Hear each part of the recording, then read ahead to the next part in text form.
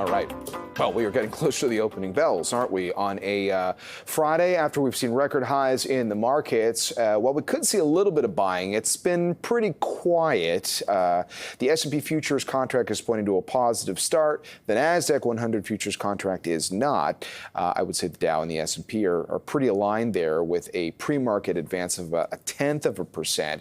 At the end of the day, we are talking about small moves at the end of a record-setting week, and we are absorbing more earnings. We'll have more on that in just a second. But look, the traders are well aware that we have seen an S&P 500 rally that has taken the U.S. benchmark to its 10th record high in 19 days. Some of that was coming from the corporate results we've seen so far. The majority of companies that make up the S&P 500 have been reporting better than expected results in earnings season. But we just had that report from Abigail Beeman of CTV News about where things stand on Canada-U.S. trade talks. The fact that we have seen trade deals, Japan and U.S. is a great example this week, has signaled to some in the market that it is worth being optimistic on the subject of trade deals. I will remind you that the next order of business will be to get an update from central banks on how they are navigating through all of this. We were talking earlier with Earl Davis of BMO about what to be watching from both the Bank of Canada and the Fed moving into next week. Generally, while there could be some market indicators from these officials on what they'd like to do with interest rate going forward, there's not a lot of belief that we're going to see a move on rates come those meetings. So the broader U.S. future story has been set. Let's also take a look at some of the other components of the market, such as gold. And I was saying earlier that gold prices were trending lower this morning, and that continues a theme we've seen for the last couple of days. I was mentioning earlier that the price of gold is on pace for its third daily decline, and we have not seen a three-day sell-off in bullion since, call it, late April to May period. The U.S. dollar was rising today after Donald Trump downplayed the clash with the Fed Chair Jerome Powell, so that eased some concerns around the central bank's independence, but that currency reaction resulted in a sell-off in the price of gold.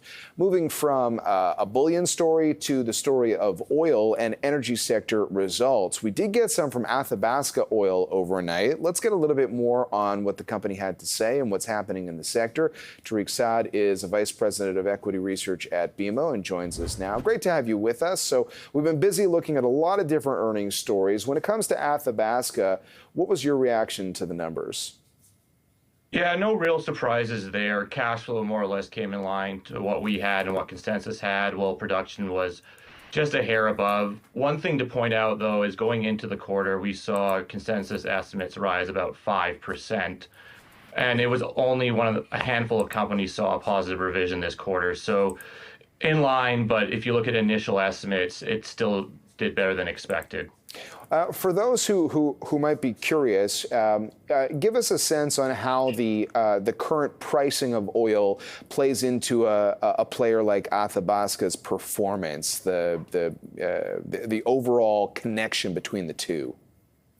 Yeah, so Athabasca at this point in time is essentially oil sands pure play, heavy oil pure play producer. So they have a high degree of sensitivity to WCS differentials, and the differential has been quite tight over the last year. TMX has really done a good job of improving inventories and moving crude from the basin to market. So Athabasca has been a prime beneficiary of that tighter differential.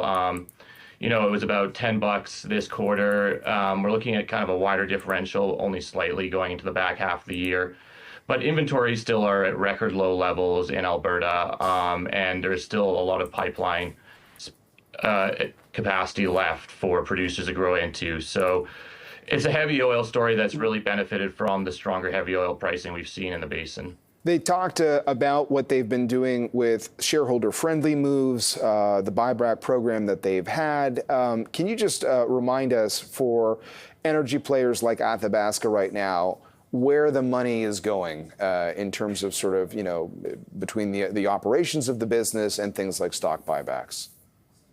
Yeah, so since it kicked off its buyback orientated program in March 2023, I believe, they bought back about 20% of of their shares.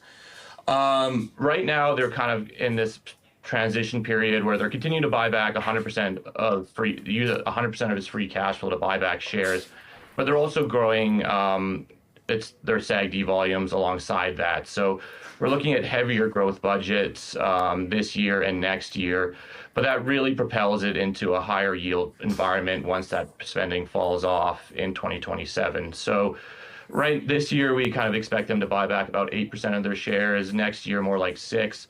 But then going to 2028, 2027, we're looking at free cash flow yields of about 12.5 to 15%. So once that growth project come online, you'll see an acceleration of shareholder returns on the back of that. And look, the shares themselves have outperformed the energy sector on the TSX this year. I know just based on your rating, you probably wouldn't be surprised to see some reasonable momentum for the stock over the next 12 months. But the broader story, I think, energy stocks, they're not getting the same amount of attention in the daily market discussion right now as others with the broader all-time highs we've seen for equities. What are you going to be watching as sort of a potential catalyst for energy stocks going forward? Yeah, so I guess in the case of Athabasca, what they've done so well is on the operational front, they've done a really good job of maintaining their SAGD and growing their SAGD volumes. So there's been a lot of market reaction on the back of that. Additionally, on the differential front, although WTI prices have been volatile, crude price WCS differentials have remained very narrow at about $12 to $10. So that's benefited it. But the last piece of the outperformance here is on the M&A front. We've seen a lot of consolidation within the Western Canadian Sedimentary Basin. And Athabasca is one of the few last oil sands pure plays out there. So as we saw, M&A ramp up, there has been a lot of speculation that Athabasca could be a prime takeout opportunity, and that's been a partial driver of the outperformance as well. Yeah, unfortunately, we only have about 30 seconds. But would it shock you if somehow they more meaningfully entered that M&A conversation? There's a lot to like. They have one of the longest reserve lives. They have a bunch of tax pools, and they have a lot of growth potential within their portfolio. So I think any acquirer looks upon that favorably, and no, so I wouldn't be shocked.